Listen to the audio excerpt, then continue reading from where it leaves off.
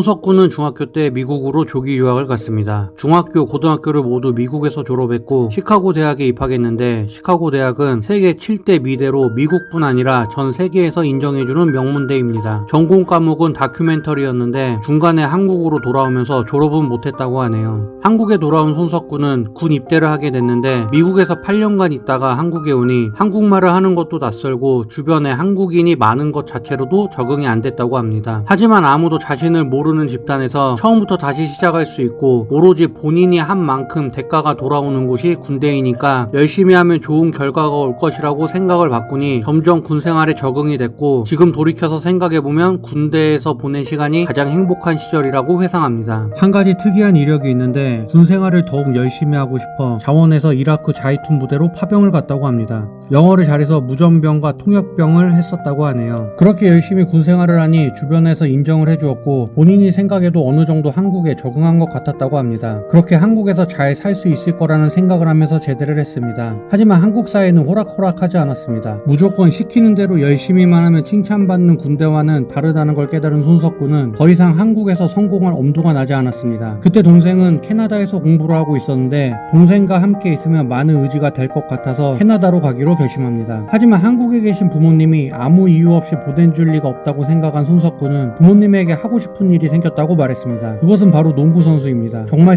생뚱맞지만 손석구는 실제로 농구를 엄청 좋아한다고 합니다. 만약 전지전능한 누군가가 자신에게 소원을 들어준다고 하면 자기는 농구 선수로 살고 싶다고 말할 정도로 농구를 좋아한다고 인터뷰한 적이 있습니다. 그렇게 캐나다에 가서 아마추어 농구부에 들어가서 열심히 연습했습니다. 하지만 농구 연습은 아침 6시에 시작해서 오후 3시면 모든 일과가 끝났고 3시 이후에 할 일이 없던 손석구는 무료한 시간을 그냥 보내기 싫어서 뭘 좀 배워볼까 하다가 연기학원에 입학을 합니다. 그렇게 연기 연습을 하고 처음으로 공연을 해봤는데 연기를 한다는 게 너무 낭만적이라고 느껴서 그렇게 좋아하는 농구 선수의 꿈을 버리고 본격적으로 연기를 시작합니다. 뭔가 좀 특이한 면이 많은 스타일인 것 같습니다. 2012년부터 배우 생활을 시작한 손석구는 여러 작품에서 주연과 단역을 맡아가며 경력을 쌓아가다가 2018년에 방영한 마더라는 드라마에서 단역으로 출연하며 처음으로 주목받게 됩니다. 주인공은 이보영이 맡았는데 대학에서 열심히 공부하던 이보영은 우연히 부모에게 학대당하는 아이를 만납니다. 처음에는 그 아이의 상황을 모른 척하지만 본인도 고아원 출신이었던 이보영은 학대당하는 아이를 납치해서 그 아이와 가족이 되어가는 이야기입니다. 일본 드라마가 원작이라 그런지 다소 충격적인 내용이 많지만 작품성은 인정받은 드라마입니다. 여기에서 손석구는 아주 말로 표현할 수 없는 악역으로 나오는데 어린아이를 정신적, 신체적으로 학대하는 연기를 너무 잘해서 시청자들에게 칭찬과 욕을 동시에 듣습니다. 그 후 2019년에 드라마 60일 지정 생존자에 출연합니다. 대통령의 연설 중 국회의사당이 폭탄 테러로 폭발해 대통령을 비롯한 거의 모든 장관들이 사망하면서 드라마가 시작합니다. 환경부 장관인 지진이만 겨우 생존하면서 다음 대통령 선거가 치러지기 전까지 60일 동안 대통령 대행을 맡아 테러의 배후를 밝히면서 자신의 가족들도 지켜야 하는 상황에 놓인 정치인의 이야기입니다. 손석구는 지진이의 참모로 나오는데 카리스마 있는 연기로 인지도를 한층 끌어올립니다. 주로 정장을 입고 나오는데 슈트빨이 잘 받아서 더 멋있어 보였습니다. 그리고 넷플릭스 화제작 DP에서 소대장 역할로 출연합니다. 보신 분들은 아시겠지만 아주 얄미운 캐릭터를 맛깔나게 연기합니다. 군무이탈 체포 전담조라고도 하는 헌병대의 한 보직인 DP들이 탈영병들을 잡는 내용이지만 감독이 진짜 하고 싶은 이야기는 군대에서 일어나는 비리와 부조리를 묵인하는 대중들의 이중성입니다. 계급사회인 군대는 폭행과 학대, 비리 등 많은 문제가 있습니다. 하지만 그것보다 더 큰 문제는 그런 내용을 알고 있지만 군대라는 곳은 원래 그런 곳이니 그러려니 한다 라는 식으로 넘어가는 비리에 너무 관대한 우리들의 모습이 아닐까? 라는 질문을 시청자에게 던집니다. 만약에 DP를 보실 의향이 있으시다면 하루 시간 비우시고 정주행하시는 걸 추천드립니다. 중간에 흐름이 끊기면 은가 끊고 나온 것만큼 찝찝합니다. DP에서 좋은 활약을 한 손석구는 2022년 나의 해방일지라는 드라마에서 드디어 주연을 맡습니다. 조폭이면서 클럽을 관리하던 손석구는 사람들 사이에서 치이는 게 너무 힘들어 모든 것을 내려놓고 인적이 드문 곳으로 이사를 가는데 거기에서 3남매를 만나게 됩니다. 그중 둘째 미정이와 이런저런 일들을 겪으면서 인생이란 무엇인지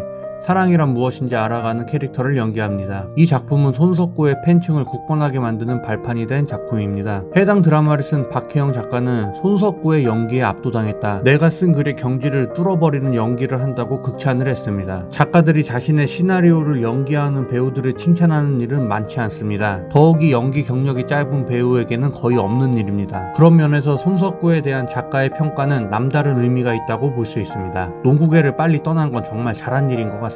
그렇게 드라마 주연을 맡아서 히트시킨 손석구는 곧바로 영화에서도 주연을 맡습니다. 그 영화는 바로 범죄도시2. 필리핀에서 한국인들을 대상으로 범죄를 저지르는 악당을 한국 경찰이 잡는다는 내용의 영화인데 실제 사건을 모티브로 한 영화라서 그런지 더욱 실감났습니다. 코로나 때문에 극장가가 한산했었는데도 범죄도시2는 1200만 명의 관객수를 기록했습니다. 당연히 마동석님의 티켓 파워가 1등 공신인 건 맞지만 영화를 본 관객들은 손석구의 연기력에 극찬했고 장첸은 알고 보니 순둥이었어 라는 입소문이 퍼지면서 흥행에 큰 보탬이 된 것도 부인할 수 없습니다. 해당 감독도 이 영화를 만들면서 손석구를 캐스팅한 건 신의 한 수였다라고 말할 만큼 손석구의 연기력을 높이 평가했습니다. 현재는 카지노라는 드라마에 최민식 형님과 함께 출연하고 있습니다. 필리핀에서 카지노 사업을 하면서 많은 범죄를 저지르는 최민식을 잡으러 한국에서 손석구 경찰을 파견한다는 내용인데 감독은 시나리오를 쓸 때 실제로 필리핀에서 카지노를 운영 중인 한국인을 만나서 경험담을 들었다고 합니다. 즉 기본적인 이야기는 실화를 바탕으로 한 것이고 극적인 요소를 넣기 위해서 허구를 섞은 팩션에 가까운 작품이라고 인터뷰를 했습니다. 아직 완결되지 않았지만 현재까지 시청률이 잘 나오고 있고 이미 시즌2도 만들어 놓은 상태라고 합니다. 얼마 전에 유재석이 손석구에게 앞으로의 목표가 뭐냐고 물어본 적이 있습니다.